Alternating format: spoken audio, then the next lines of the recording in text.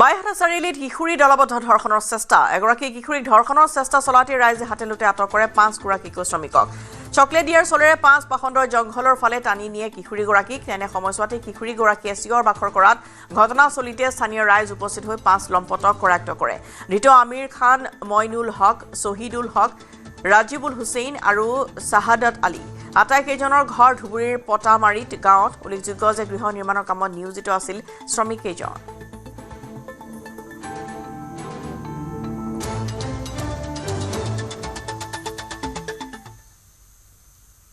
ফলে শ্ৰীভূমিত ভাৰতৰ প্ৰৱেশ কৰা 8 বাংলাদেশীক আটক কৰা হৈছে শ্ৰীভূমিৰ ভাৰত বাংলাদেশ সীমান্তৰ মহি শাসন অঞ্চলৰ মন্তলি গাঁৱত থকা কাইটিয়া তাৰৰ বেৰ পাৰ হৈ পুনৰ সমান 8 বাংলাদেশী ভাৰতত অবৈধভাৱে অনুপ্ৰৱেশ কৰা 8 বাংলাদেশী কেইটা আব্বাস খান আনোৱাৰ খান তাহিৰ আলী আয়েশা খাতুন ৰুস্তম আলী আব্দুল আজিজ আৰু ইদ্ৰিছ আলী উল্লেখযোগ্য যে 19 ডিচেম্বৰত বহুকেইজনক নগাঁৱৰ পৰা আনি শ্ৰীভূমি সীমান্তৰে বাংলাদেশলৈ পঠোৱা হৈছিল ইয়াৰে 7জন পুৰুষ আৰু এগৰাকী মহিলাই পুনৰ বাংলাদেশৰ পৰা উভতি আহি দেউতলি সীমা পাৰ হৈ মন্তলি গাঁৱত প্ৰৱেশ কৰে নৈশ পহৰাত নিয়োজিত ভিডিপিৰ দলে বাংলাদেশী কেইটা কৰায়ত্ব কৰি মহি শাসন বিএছএফ আৰু লাটুৱাছ পোষ্টৰ আৰক্ষীৰ হাতত গতাই দিয়ে ধৃত বাংলাদেশী কেইটাৰ পৰা ভাৰতীয় ভোটাৰ কাৰ্ড পেন কাৰ্ড আধাৰ কাৰ্ড জব্দ কৰা হৈছে উল্লেখযোগ্য যে বাংলাদেশীক ভাৰত বাংলা সীমান্তৰে বাংলাদেশলৈ প্ৰেৰণ কৰিছে যদিও পুনৰ সীমান্তৰে আহি ভাৰতত প্ৰৱেশ কৰে বাংলাদেশীসকলে দ্বিতীয় বাংলাদেশে নগাঁৱৰ পৰা বাংলাদেশলৈ প্ৰেৰণ কৰিছিল বুলি স্বীকাৰোক্তি প্ৰদান কৰিছে রাখলো দুদিন তারা না রাখছে তো বিষয়টা তো আমরা বাড়ি এখানে আছে না কিছু নাপতো না এবারে আমরা ঠিকানা আছে কুটুম টুটুম আছে না নাই তারা মানে সব ইনকোয়ারি করছে না বাজে তো পাই নাই এর বাদে কয় যে তোমরা এখানকার লোক না তোমরা আবার এদিকে যাবে ওই তো এখন সার্চে কোন সময় সার্চে ধরে আমার তো টাইম করি নাই মোবাইল নাই আইডি আছে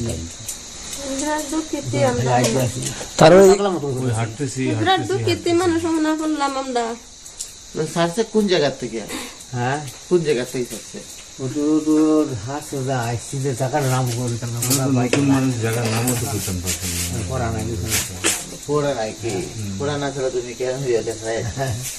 জায়গা কোন দিকে দূরে গেছি না বামদার শুধু জায়গা দেখছে না শিলচর রাখি না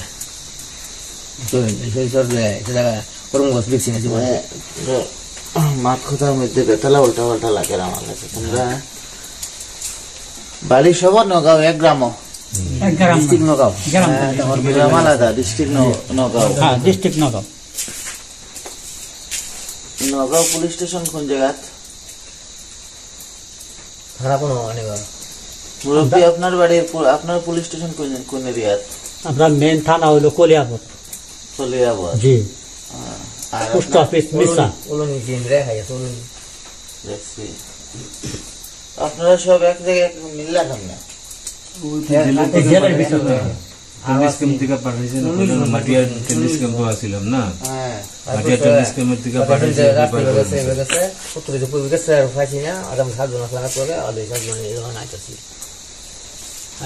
আরো কোনো হেটা কোন ব্যবস্থা করে নাই কবে ফাটাইছে এখান থেকে 20 তারিখে 21 তারিখে 20 তারিখে তো এখান থেকে গেছে কই এদিকে তো নাম রাখনি গেছে ওখানে গেছে বেসে দিবার গিয়া না ঠিক আছে আমাদের তারা রাখলো দুদিন তারা মানে শুনতে যাও না রাখছে তো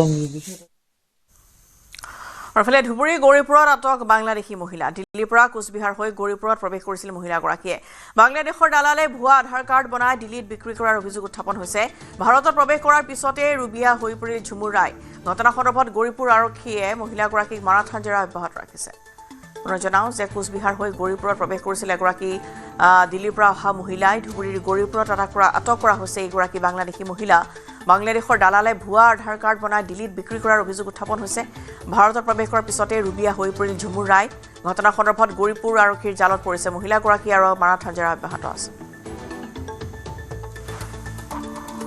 আমার অরিজিনাল নাম রুমি আক্তার আর এখানকার ডুপ্লিকেট নাম হয়েছে ঝুমুর রয় আচ্ছা আপনার ঘর কত আমার দেশ বাংলাদেশ বাংলাদেশ কুমিল্লা ডিস্ট্রিক্ট আপনার ইয়াত কেনেকে আহিল এখানে আমাকে বিক্রি করা হয়েছে। আমি একা নয়, আমার সাথে আরও অনেক মেয়েরা ছিল। ওরা কোথায় আছে আমি জানি না, তবে ওখান থেকে আমি পালিয়ে এসেছি। ওরা আমাকে বিক্রি করেছে দিল্লির লোকের কাছে। তো দিল্লি থেকে তো যেভাবে হোক আমি এখানে এসেছি। তো আমি যেটা বলতে চেয়েছি যে আমাকে কুচবিহার থানাতে গিয়েছিলাম, ওখানের বাবু সব স্টেটমেন্ট নিয়ে বললো যে তুমি গৌরীপুর থানাতে যাও, আমরা এখানে কিছু করতে পারবো না, গৌরীপুর থানার লোক করতে পারবে। যখন গৌরীপুর থানা পুলিশ স্টেশনে এসেছিলাম, তখন যাওয়ার পরে রাত্রি 9:30 বাজে আমি বাবুকে বললাম বড় বাবু আছে, উনি বললো যে নেই। তো তুমি কি চাও? আমি বললাম যে আমি বাঙালি, আমি দেশে যেতে চাই। উনি বললো তো আমরা তো জানি না, ওটা কুচবিহার থানাতে জানে। তখন আমি সোজা বললাম বাবু কুচবিহার থানাতে স্টেটমেন্ট নিল, বললো যে গৌরীপুরে যাও। এখন গৌরীপুর থেকে বললেন যে আপনারা কিছু জানেন না, তাহলে কি আমাদের কোনো নিরাপত্তা নেই? তখন আমি রাত্রে বের হয়েছি, ওটা কি মোড় বলে যেন, ওখান থেকে আমাকে এক দাদা আমাকে বললো যে তুমি এখানে কিসের জন্য? পরে বললাম যে আমার এরকম সমস্যা, আমি দেশে যেতে চাই। তখনই আমাকে হসপিটালে এনে রেখে দিয়ে গেছে যে তুমি এখানে সেফটিতে থাকবে। ওটার নাম কি পোপোলা হসপিটাল। তেজপুৰত বাংলাদেশৰ বিৰুদ্ধে উত্তাল প্ৰতিবাদ। বাংলাদেশত হিন্দুৰ ওপৰত চলা আক্ৰমণৰ বিৰুদ্ধে প্ৰতিবাদ। বিশ্ব হিন্দু পৰিষদ আৰু বজৰং দলে সাব্যস্ত কৰিলে প্ৰতিবাদ। বাংলাদেশ প্ৰধানমন্ত্ৰীৰ পুতলিকা দাহ কৰি সাব্যস্ত কৰিলে প্ৰতিবাদ। পদব্ৰজে সমদল কৰি তেজপুৰ কোৰ্ট চাৰিআলিত সাব্যস্ত কৰা হ'ল এই প্ৰতিবাদী কাৰ্যসূচী। সকলো হিন্দুক একত্ৰিত হৈ মাৰ বান্ধি থিয় হোৱাৰ আহ্বান জনোৱা হৈছে। লগতে বাংলাদেশক তীব্ৰ সকিয়নি প্ৰদান হিন্দুত্ববাদী এই দুই সংগঠনৰ।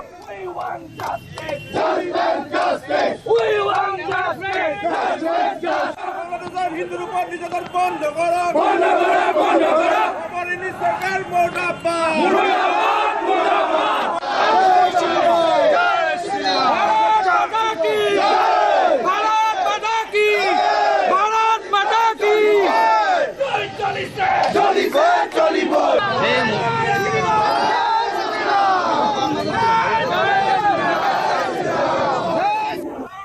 বাংলাদেশৰ হিন্দুৰ ওপৰত যি অত্যাচাৰ চলিছে, এই হত্যা কঠোৰ হাতে দমন কৰক আৰু হিন্দুৰ ওপৰত যি হত্যা ধৰ্ষণ ইত্যাদি হৈ আছে সকলো যাতে বন্ধ কৰক, নহ'লে অনাগত দিনত ইয়াত ভয়ংকৰ পৰিস্থিতি হ'বলৈ গৈ আছে। গতিকে তেনেকুৱা যাতে পৰিস্থিতি দ্বিতীয়বাৰ নহয়।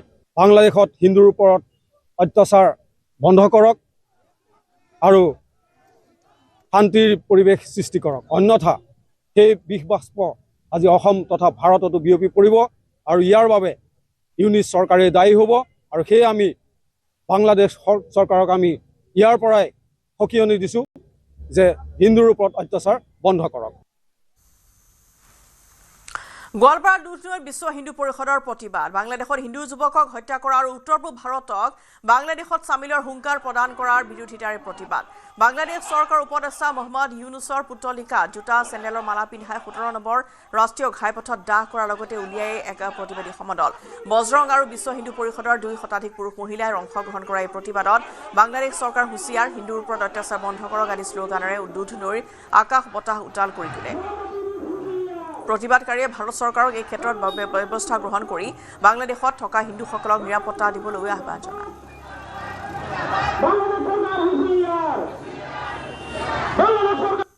দীপু চন্দ্ৰ দাস তেওঁ এজন নিৰপৰাধী সাধাৰণ লোক। তেখেতক যি সন্ত্ৰাসবাদীয়ে জেহাদীয়ে অতি নিৰ্মমভাৱে হাজাৰ হাজাৰ জেহাদীসকলে তেওঁক জোতা চেণ্ডেলেৰে কোবাই ৰাস্তাত তেওঁক এনেকুৱা ধৰণে পিটিছে, তাৰপিছত তাক আধা মৰা কৰি গছত বান্ধি ৰাখিছিলে, গছত আঁৰি ৰাখিছিলে, তাৰপিছত পেট্ৰল ঢালি তাক জ্বলাই দিলে। কি নিৰ্মম হত্যাকাণ্ড! ইয়াৰ অন্তৰালত কিন্তু আৰু বহুত কাহিনী লুকাই আছে। এই জেহাদীসকলৰ যি মানসিকতা, এই মানসিকতাৰ আমি তীব্ৰ প্ৰতিবাদ কৰোঁ আৰু অতি সোনকালে তাৰ যি চৰকাৰ, সেই চৰকাৰ পতন হোৱাত আমি আমাৰ ভাৰত চৰকাৰক আমি আহ্বান জনাইছোঁ, অতি শীঘ্ৰে আমাক ইয়াত ন্যায্য বিচাৰ লাগে। দীপু চন্দ্ৰ দাসে তেওঁ ন্যায় বিচাৰ পাব লাগে।